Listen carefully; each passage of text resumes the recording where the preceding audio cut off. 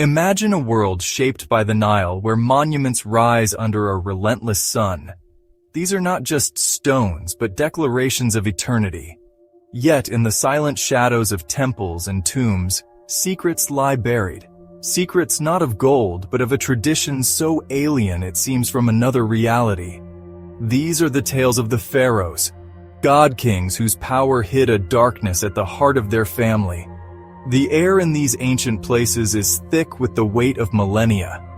Hieroglyphs are not mere decoration. They chronicle gods, rulers, and a disturbing truth.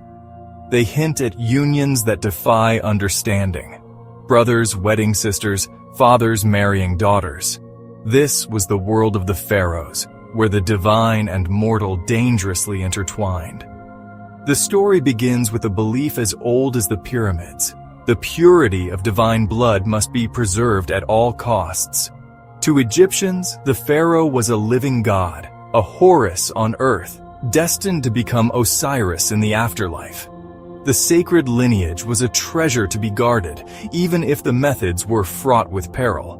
We must travel back, not as historians, but as silent observers in a forgotten time. Walk the corridors of Thebes and Amarna, where decisions that shaped an empire were made in incense-filled rooms.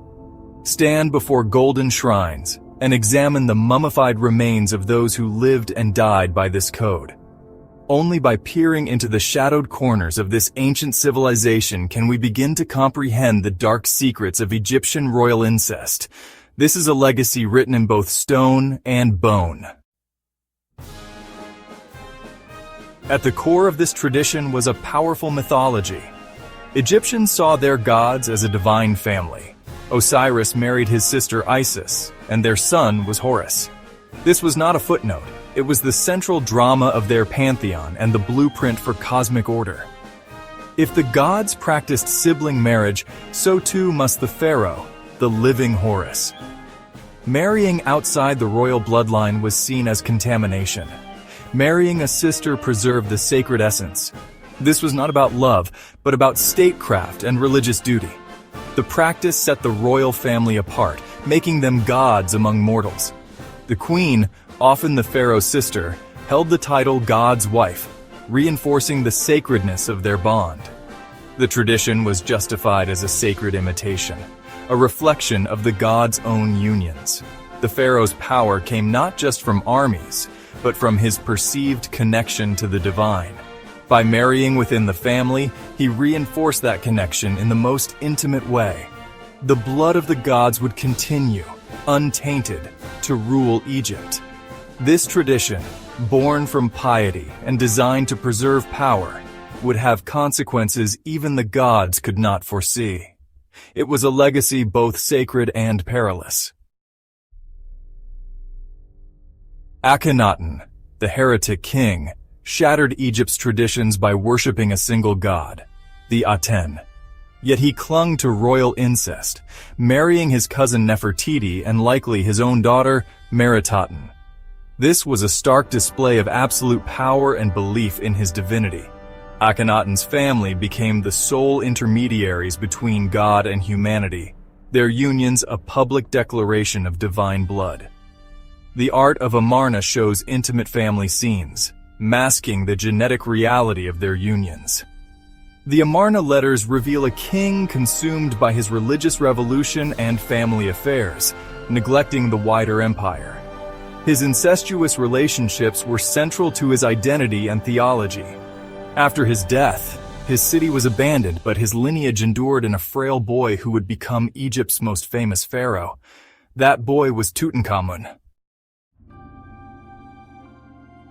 When Tutankhamun's tomb was opened in 1922, the world saw gold. But his story was one of tragedy. Tutankhamun, son of Akhenaten and his own sister, was the product of a brother-sister union. He married his half-sister Akhenaten, further concentrating genetic risks. The evidence: 2 stillborn daughters, mummified and buried with him. Scientific analysis reveals a frail king, club-footed, reliant on canes, suffering from bone disease and malaria. The living Horus was, in reality, a disabled young man, his body marked by generations of inbreeding. His early death at 19 without a living heir ended the direct royal line. The throne passed to officials with no royal blood, breaking a dynasty that had lasted centuries. Tutankhamun's legacy is a paradox, a symbol of ancient splendor, but also of the devastating consequences of royal incest. His glittering tomb could not conceal the fragility of his body or the failure of his bloodline. The divine tradition had become a curse. The dynasty's end was written in the bones of its last king. The golden mask hid a tragic truth. Centuries later, the Ptolemies, Greek rulers of Egypt, embraced royal incest with zeal. Their family tree was a tangle of sibling marriages and bloody rivalries. Cleopatra VII, the dynasty's most famous member, was herself the product of sibling marriage. She married her brothers Ptolemy XIII and the Pharaohs, in unions fraught with conflict and intrigue. These marriages were political moves, not acts of love, designed to consolidate power and eliminate rivals. Cleopatra's liaisons with Julius Caesar and Mark Antony were desperate gambles to secure her throne. With her death, Egypt became a Roman province, and the ancient tradition of divine incest ended. The last echo of this custom faded into history. The Pharaohs' sacred unions became legend.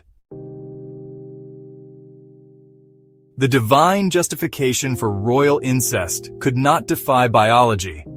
Generations of inbreeding led to a grim catalog of deformities: club feet, elongated skulls, dental problems, and spinal disorders. Mummified remains provide chilling evidence of the price paid for purity. Akhenaten's art may reflect real physical conditions, not just religious symbolism. Each royal mummy reveals another inherited affliction, a dynasty weakening with every generation. The pharaohs' bodies, preserved for eternity, became a medical archive of their own decline. The curse of the bloodline was written in flesh and bone.